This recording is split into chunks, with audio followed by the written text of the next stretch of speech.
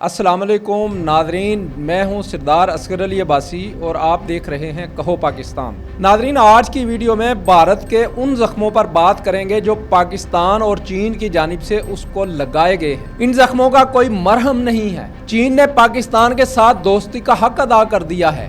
بھارت کی چیخیں اب سسکیوں اور آہوں میں بدلنا شروع ہو گئی ہیں، کیونکہ چین پاکستان کو فوری طور پر 5th generation J-35 fighter jet دے رہا ہے۔ پاکستان کو دیے جانے والے ان جہازوں کی تعداد 40 ہے اور یہ دنیا کے جدید ترین فائٹر جیٹ ہیں۔ گودی میڈیا اب ان جہازوں کے پاکستان کو ملنے کے بعد دوبارہ اپنی حکومت سے کہہ رہا ہے کہ بھارت آپریشن سندور کو دوبارہ شروع کرے۔ گودی میڈیا اپنی فوج کو مروانا اور فوجیوں کی مانگ میں پاکستانی فوجیوں سے سندور بھروانا چاہتا ہے۔ گودی میڈیا ایک جانب یہ کہہ رہا ہے کہ چائنا دنیا کی بڑی اکنامک سپر پاور ہے، ساتھ ہی یہ بھی مانتا ہے کہ چائنا ملٹری سپر پاور بھی بن چکا ہے۔ چین کی جانب سے ماضی میں بھارتی فوج کی پٹائی سوشل میڈیا پر وائرل ہے۔ آج بھی آپ جب چاہیں وہ پٹائی دیکھ سکتے ہیں، مگر گودی میڈیا اس پٹائی کو اپنی عوام کے لیے عظیم فتح بنا کر پیش کر رہا ہے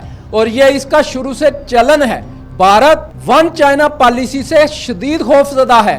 امریکہ اور اسرائیل کی آشیر بات پر بھارت اب یہ پروپیگنڈا بھی شروع کر رہا ہے کہ تائیوان چین کا حصہ نہیں ہے۔ بھارت کے غم کم نہیں ہوئے۔ حال ہی میں افغانستان، پاکستان، چین کے درمیان ہونے والی بیٹھک کے بعد جاری اعلامیہ نے بھارت کی راتوں کی نیندیں حرام کر دی ہیں۔ پاک چائنا اکنامک کوریڈور میں افغانستان کو شامل کرنے کا چینی پلان ختمی مرحلے میں پہنچ گیا ہے۔ اس وقت طالبان حکومت کو پاکستان اور چین کی اقتصادی میدان میں زبردست مدد کی ضرورت ہے، کیونکہ طالبان نے پاکستان کے ہاتھوں بھارت کی پٹائی دیکھ لی ہے اور اب افغانستان نے پاکستان اور چین کے ساتھ اپنے تعلقات میں بہتری کے لیے کوششیں شروع کر دی ہیں اور اس حوالے سے متعدد میٹنگز ہو چکی ہیں۔ اسحاق ڈار جو ہے وہ افغانستان جا چکے ہیں، ہمارے ڈپلومیٹ جو ہیں وہ افغانستان میں میٹنگز کر چکے ہیں۔ بھارت کی جانب سے بھی ایسی کوشش کی گئی، لیکن پاک چین دوستی نے اسے ملیا میٹ کر دیا۔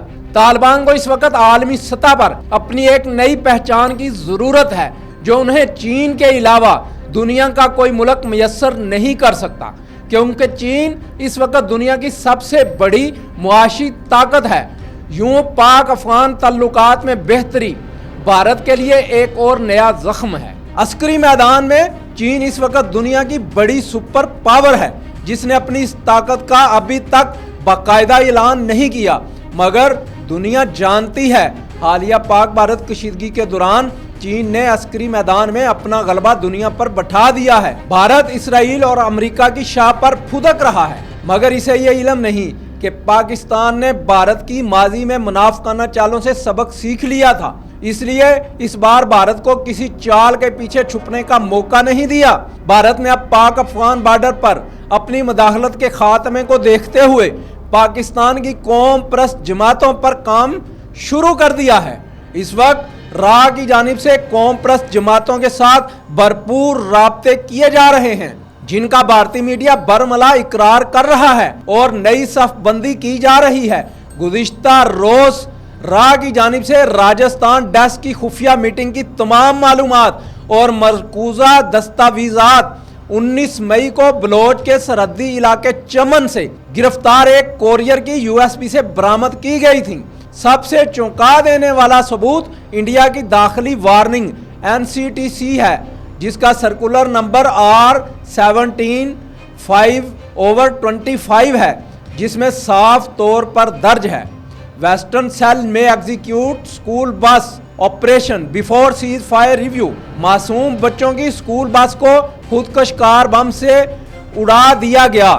3 طالبات، ثانیہ سمرو جو 6ٹھی جماعت کی طالبہ تھی، حفظہ کوثر جو 7ویں جماعت کی طالبہ تھی اور عیشا سلیم جو 10ویں جماعت کی طالبہ تھی، بس ڈرائیور اور ہیلپر سمیت معصوم لوگ جو ہے وہ موقع پر ہی شہید کر دیے گئے، جبکہ درجنوں بچے اس وقت زندگی اور موت کی کشمکش میں مبتلا ہیں۔ خزدار جیسے سانحات کے بعد محض مذمت کافی نہیں، اب وقت آ گیا ہے کہ قومی سطح پر ایک واضح، جامع اور متحدہ رد عمل دیا جائے۔ فوجدار کے شہیدوں کا خون ہمیں جھنجھوڑ رہا ہے۔ یہ لمحہ قوم کے ہر فرد سے تقاضا کرتا ہے کہ وہ سیاسی وابستگی، لاسانی شناخت یا ذاتی مفادات سے بالا تر ہو کر دشمن کے ان ناپاک منصوبوں کے خلاف صف آرا ہوں۔ اگر ہم متحد نہ ہوئے تو اگلا نشانہ شاید ہمارا اپنا محلہ ہو، ہماری اپنی اولاد ہو۔ پوری قوم کو